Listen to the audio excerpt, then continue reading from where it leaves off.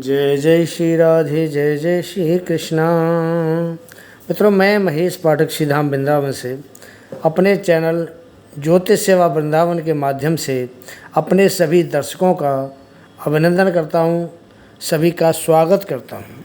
आज की बात करते हैं दशम भाव की, कि दशम भाव क्या होता है, दशम भाव से हम क्या विचारते हैं और दशम भाव हमारे कैरियर को आगे बढ़ाने में, ज़िंदगी में हमें तरक्की देने में कैसे हमारा साथ देता है।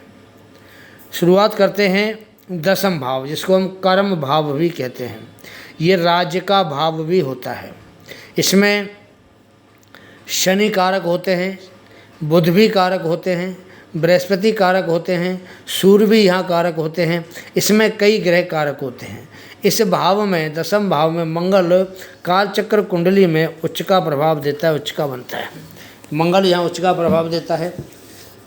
सूर्य पिता का भी कारक है और सूर्य दशम भाव का भी कारक है। तो आज की बात दशम भाव से, जिसको हम कर्म भाव कहते हैं।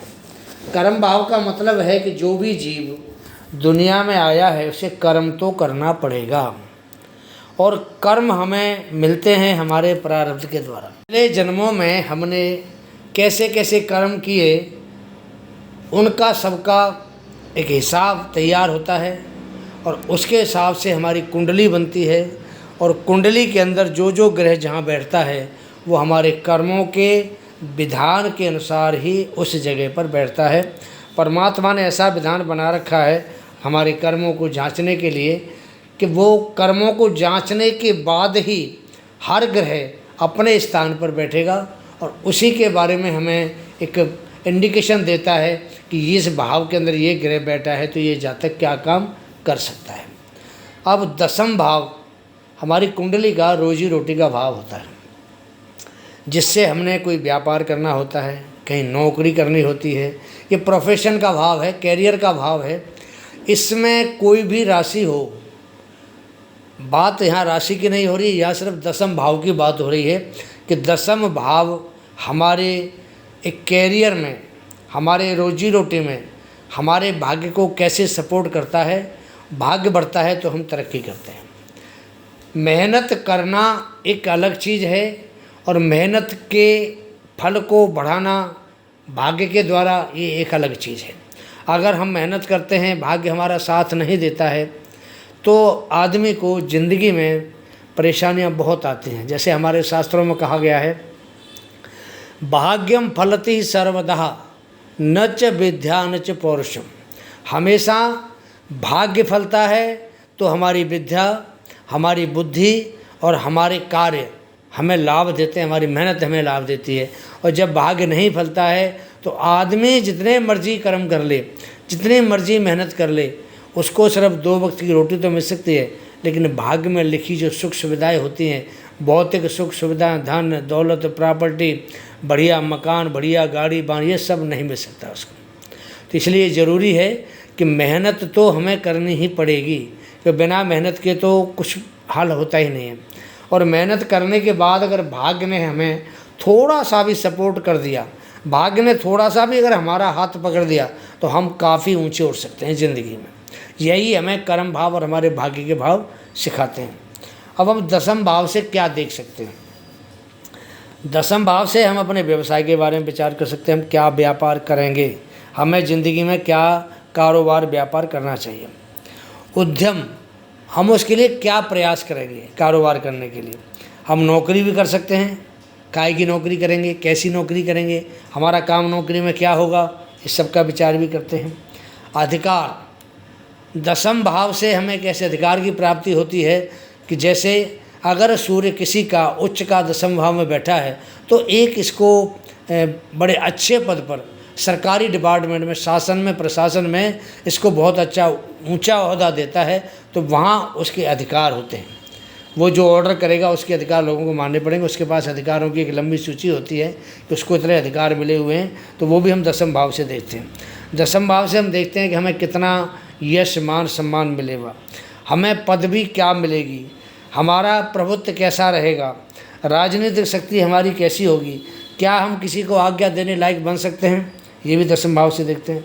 हमारा कर्म हमसे क्या काम कराएगा, राज्य से हमें कितना लाभ होगा, पिता की प्रतिष्ठा, पिता का व्यक्तित्व हमारा कितना सहयोग करेगा, हमें पदोन्नति मिलेगी नहीं मिलेगी, जिंदगी में सफलता हमें प्राप्त होगी नहीं होगी, हमें कितनी ख्याति मिलेगी, धार्मिक उत्सव जो हम मनाते हैं वो हमारे किस तरह मनाए जाएंगे, हमें किस किस चीज़ का गौरव प्राप्त होगा, हमें क्या राज पद भी मिल सकता है, हम कोई बड़े नेता, राजनेता, कहीं राजदूत ऐसे पद पर पहुंच सकते हैं।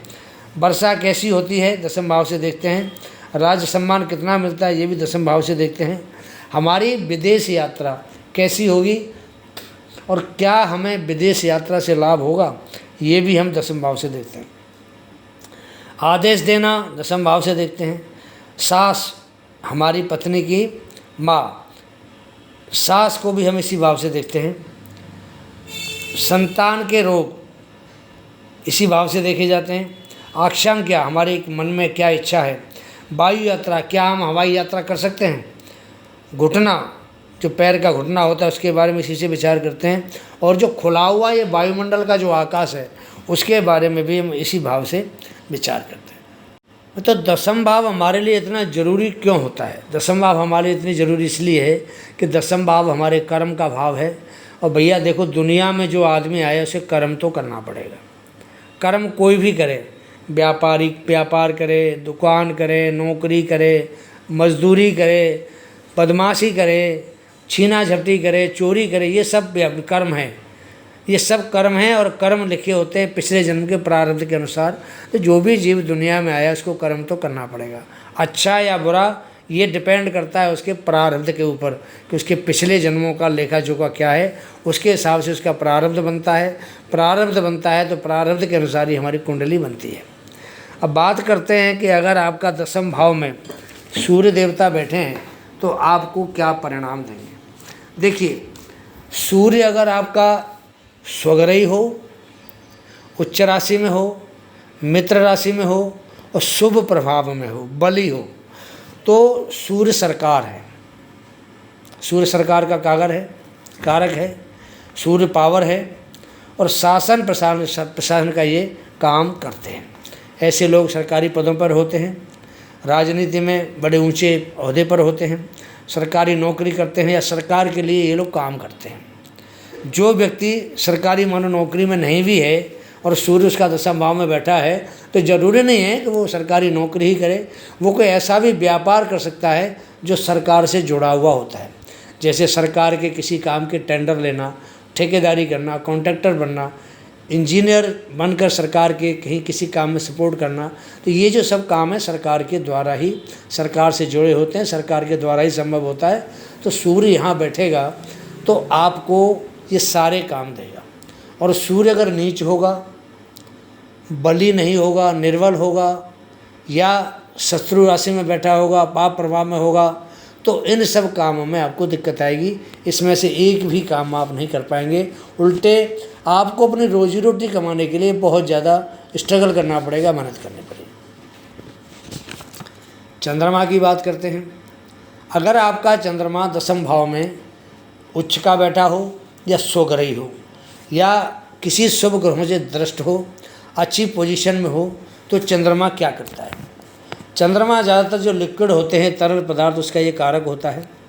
क्योंकि ये इसकी जो राशि है जल तत्व राशि होती है, उसका ये स्वामी है। तो ऐसे जो जातक हैं वो दूध का कारोबार, डेयरी है, जल बोर्ड में नौकरी या जल बोर्ड का काम, पानी सप्लाई, जैसे ये बोतलें सप्लाई होती है पानी की, उसका काम कर सकते हैं। शराब है, बियर है, जो लिक्विड होती है उसका सप्लाई, बनाना, मैन्युफैक्चर, सारे काम कर सकते हैं। नेवी जो गवर्नमेंट का डिपार्टमेंट है वहाँ भी नौकरी कर सकते हैं। और ऐसे लोग सरकारी नौकरी कर सकते हैं, अच्छी पोजीशन पे कहीं IAS भी बन सकते हैं। सरकारी नौकरी इनको मिल सकती है। सरकारी कोई फील्ड हो या कोई सरकारी लोगों से जुड़े काम हो, उनको भी ये लोग कर सकते हैं। आपके अगर अन्य ग्रह बढ़िया हैं तो आप एक अच्छी पोस्ट पे IAS भी, IPS भी, ये भी बन सकते हैं, ब्यूरोक्रेट्स भी हो सकते हैं, आप एक सफल व्यापारी भी बन सकते हैं। चंद्रमा जो दशम वाले जातक होते हैं, कई बार वो कई सारे काम बदल देते हैं, उनका एक काम में मन नहीं लगता है और बाद में जो लास्ट में जो काम करते हैं हो सकता है उस काम में सफल हो जाते हैं। तो ऐसा जो है उनके साथ में अक्सर होता है। कृषि का ये काम कर सकते हैं। मदर, आपकी मदर का जो कोई काम, अगर कोई पारिवारिक जो माँ कोई काम करती थी, कोई प्रोफेशन था, तो आप उसके भी काम कर सकते हैं। आप वो काम भी अच्छी तरह कर सकते हैं। सूर्य और चंद्र दोनों के काम आप कर सकते हैं कि जब दोनों आपको सरकारी नौकरी दे सकते हैं तो आप सूर्य और चंद्रमा के मिले जुले कार्य भी आप कर सकते हैं। क्योंकि सूर्य जिस तरह कुंडली का राजा होता है, चंद्रमा को हम कुंडली की रानी मान के चलते हैं, तो राजा और रानी दोनों एक हैं। तो दोनों के मिले जुले काम भी जिसका चंद्र दशम भाव में होता है वो लोग कर सकते हैं। ये चंद्रमा का यहाँ बैठने का फल होता है। अगर किसी का मंगल दशम भाव में बैठा हो तो देखिए, मंगल को कहा है भौम सुत। मंगल भूमि पुत्र है, ये लड़ाकू है, इसके अंदर ऊर्जा है, इसको तकनीक का ज्ञान भी है। तो ऐसे जो जातक है वो तकनीक का ज्ञान रखने वाले हो सकते हैं। पुलिस में, मिलिट्री में इनको अच्छा जॉब मिल सकता है, अच्छे पद पर पहुंच सकते हैं, इंजीनियर भी बन सकते हैं। अगर मंगल शुक्र आपका कहीं कुंडली में इकट्ठा बैठा है किसी केंद्र में या त्रिकोण में, तो आप कोई वर्दी भी पहन सकते हैं, एनसीसी की, पुलिस की, मिलिट्री की, ऐसा भी आप काम कर सकते हैं, वर्दी भी पहन सकते हैं। मंगल भूमि का पुत्र है तो प्रॉपर्टी का काम, रियल एस्टेट का काम, भूमि भवन इनका खरीदना बेचना, इस सब का काम कर सकते हैं। ये फील्ड आपके लिए बहुत अच्छे रहेंगे। मंगल शुभ होगा तो आप डॉक्टर, सर्जन, आईपीएस, कैडर, ऐसे जो है ना आपको पद मिल सकते हैं। आप इंजीनियर भी बन सकते हैं। इंजीनियर के क्षेत्र में आप अच्छा काम कर सकते हैं। बड़े उद्योग में आप किसी कंपनी में जाएंगे तो आपको इंजीनियर का पद मिल सकता है। अगर आपने कोई डिग्री की हुई है तो वो भी काम आपके लिए बहुत फ़ायदेमंद रहता है। क्योंकि जहाँ पर ऊर्जा संबंधित काम होता है, जहाँ पर एक जो माहौल को एक संभालने वाला काम होता है, नेतृत्व वाला काम होता है, वो सारे काम आप कर सकते हैं। बात करते हैं बुध महाराज की। बुध के द्वारा अगर बुध दशम भाव में बैठा है तो हम क्या क्या काम कर सकते हैं। पहला काम, ट्रांसलेटर का, जो विदेशी भाषाओं को अपनी भाषा में ट्रांसलेट करते हैं। कई भाषाओं के ज्ञाता होते हैं और भाषा को दूसरे देश की भाषा में ट्रांसलेट करने को ट्रांसलेशन कहते हैं। तो ये ट्रांसलेटर हैं, बहुत अच्छे बन सकते हैं। कम्युनिकेशन का काम आपके लिए बहुत बेहतर आसान है। तो कम्युनिकेशन का मतलब होता है बातचीत का जरिया। आपके लिए ये काम बहुत अच्छा हो सकता है। आप टीचर बन सकते हैं, प्रोफेसर बन सकते हैं, अच्छे वक्ता भी बन सकते हैं, आप एडवर्टाइज़र बन सकते हैं, ट्रेनर जो किसी चीज़ को सिखाने वाले होते हैं। तो कालचक्र कुंडली में बुध 3rd स्थान को स्वामी होता है, यानी कि पराक्रम भाव का स्वामी। तो आप स्पोर्ट्स का जो फील्ड होता है आप उसको भी ज्वाइन कर सकते हैं, यानी कि पराक्रम भाव का तो आप फ़ायदा भी उठा सकते हैं। अब जैसे लाइब्रेरियन हैं तो बुध का काम ज़्यादातर लिखना, पढ़ना, इस टाइप के काम ज़्यादा होते हैं बुध के। तो लाइब्रेरियन बन सकते हैं, किताब छापने वाले, बेचने वाले, किताब लिखने वाले, उपन्यासकार हो सकते हैं।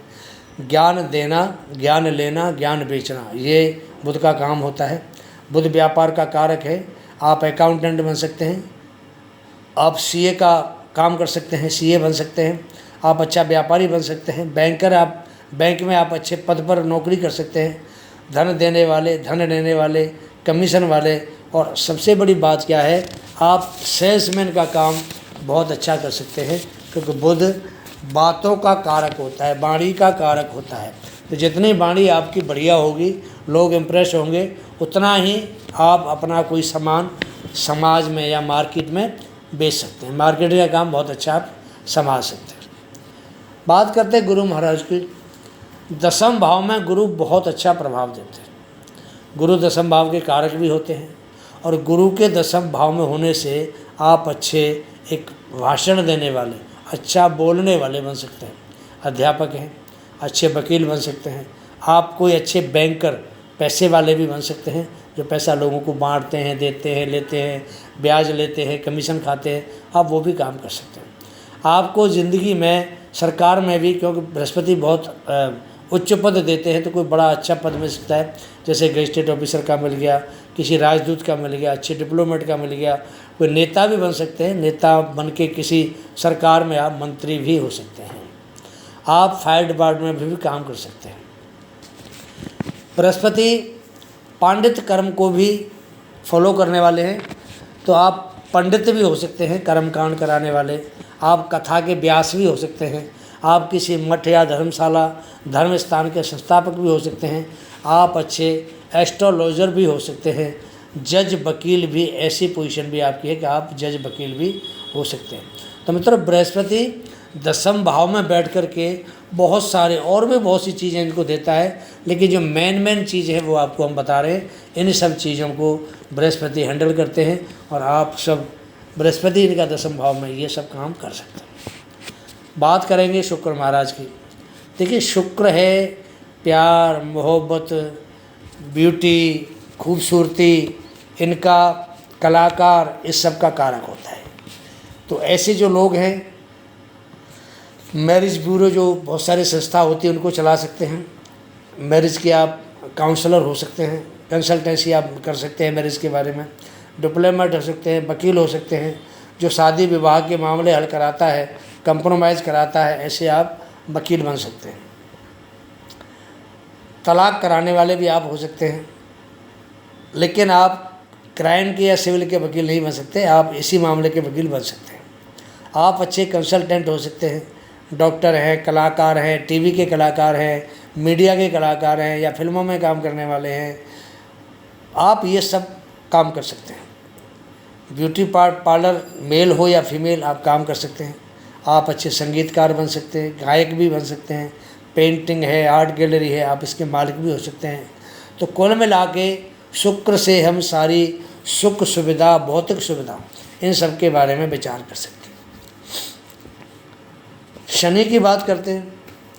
शनि कर्म का कारक होता है, तो शनि देव को देवताओं जितने भी हमारे ये ग्रह हैं सबके अंदर इसको दास माना जाता है। दास माने नीच कर्म करने वाला, दूसरे के नीचे काम करने वाला। दास का मतलब होता है दूसरे के नीचे काम करने वाला। तो दसम भाव शनि का अपना घर है। हर काल चक्र कुंडली को देखते हैं तो यहाँ इनकी मकर राशि बनती है।